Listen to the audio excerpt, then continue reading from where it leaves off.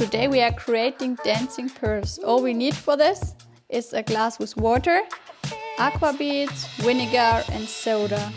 First we add the soda to the water and mix it well.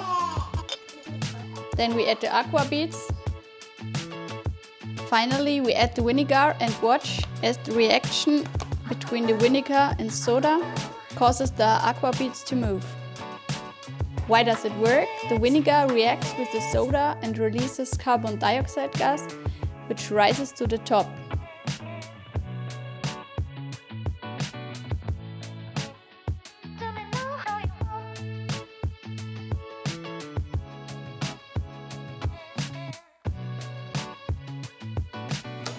Oh shit.